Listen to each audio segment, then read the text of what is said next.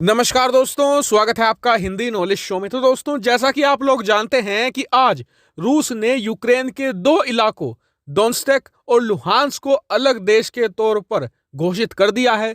साथ ही यूक्रेन के अंदर इन दोनों ही इलाकों में अपनी सेना भी भेज दी है। और रूस के इस कदम के खिलाफ अब दुनिया भर में कड़ी प्रतिक्रियाएं आनी शुरू हो चुकी हैं। वहीं यूरोप, ब्रिटेन, अमेरिका ने रूस के खिलाफ कड़ी कार्रवाइयां भी करनी शुरू कर दी हैं। लेकिन मैं आपको पहले ही बता चुका हूं कि रूस पर छोटे मोटे प्रतिबंधों का कोई असर नहीं होने वाला है, क्योंकि आज की तारीख में रूस की दो ही बड़ी कमजोरियां हैं। अगर इन पर गहरी चोट की जाए तो फिर यहां पर रूस को गहरा फर्क पड़ेगा। पहली है नॉर्ड स्ट्रीम 2 और दूसरा है स्विफ्ट पेमेंट सिस्टम, और इनमें से एक को अंजाम दे दिया गया है। स्क्रीन पर आप अपनी देखिए, जर्मनी ने नॉर्ड स्ट्रीम 2 गैस पाइपलाइन को फिलहाल के लिए रोक दिया है। यह रूस के लिए बहुत गहरा झटका है और रूस की अर्थव्यवस्था और उनकी करेंसी इस बात को दर्शा रही है।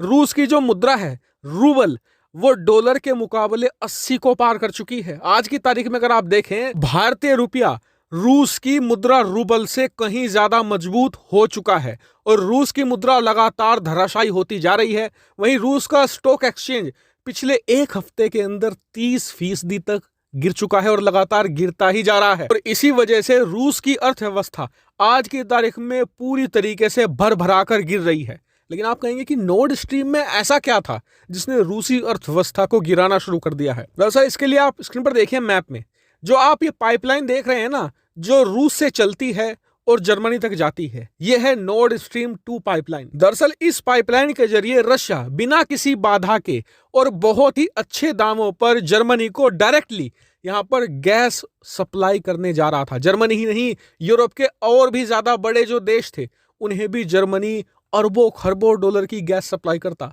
और इससे रूस की जो अर्थव्यवस्था है एकदम से उठ खड़ी होती। और आपको बता दूं कि पिछले साल इस पाइपलाइन का काम पूरा कर लिया गया था और इस साल इसे चालू भी होना था।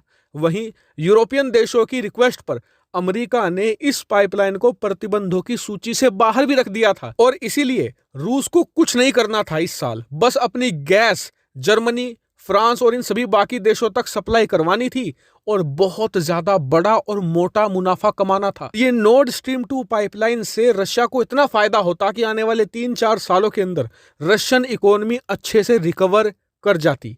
लेकिन रूसी राष्ट्रपति पुतिन के इस कदम की वजह से जर्मनी ने इस पाइपलाइन के सर्टिफिकेशन को अब रोक दिया है, यानी कि इसका काम रुक चुका है। अब रूस गैस सप्लाई नहीं कर सकता। वहीं आने वाले समय में आप रूसी अर्थव्यवस्था को पूरी तरीके से तबाह होते भी देख सकते हैं, क्योंकि रूस के खिलाफ जो पश्चिमी देशों का सबसे बड़ा हथियार है स्विफ्ट पेमेंट सिस्टम।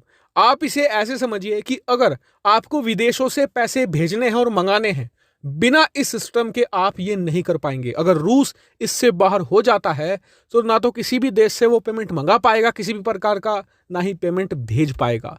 रूस पूरी तरीके से आइसोलेट होकर रह जाएगा और उस समय रूस की अर्थव्यवस्था में आप ऐसी तबाही देखेंगे जैसी आज तक आपने कहीं ना देखी हो। हालांकि ये देखने वाली बात होगी कि पश्चिमी देश अपने इस सबसे बड़े हथियार को किस वक्त चलाते हैं। हालांकि बात यही नहीं रुक रही है। अभी कुछ देर पहले खबर आई है, स्क्रीन पर आप देख सकते हैं, ब्रिटेन ने उसके 5 बड़े बैंकों के खिलाफ बहुत बड़ी कार्रवाई करी है। इतना ही नहीं, रूस के राष्ट्रपति पुतिन के जितने भी करीबी सहयोगी हैं उनके खिलाफ भी पर्सनल प्रतिबंध लगाने शुरू कर दिए हैं। वहीं यूरोप भी एक बड़ा ड्राफ्ट तैयार कर रहा है जिसके तहत रूसी राष्ट्रपति पुतिन के करीबी, रूस के बड़े बैंक, बड़े बिजनेस कंपनियां, उन सब पर एक साथ प्रतिबंध लगाया जाएगा। इतना ही नहीं, अमेरिका, ब्रिटेन ने यह भी ऐलान किया है कि कल वो रूस के खिलाफ कुछ बड़े प्रतिबंधों का, बड़ी कार्रवाइयों का ऐलान करने जा रहे हैं। लेकिन अब आप मुझे कमेंट करके बताइए कि पुतिन ने अपने देश की अर्थव्यवस्था की बलि देकर रूस के खिलाफ जो ये कार्रवाई करी है, क्या ये सही फैसला है? कमेंट करके जरूर बताएगा। फिलहाल इस वीडियो में इतना ही। Thank you very much for watching.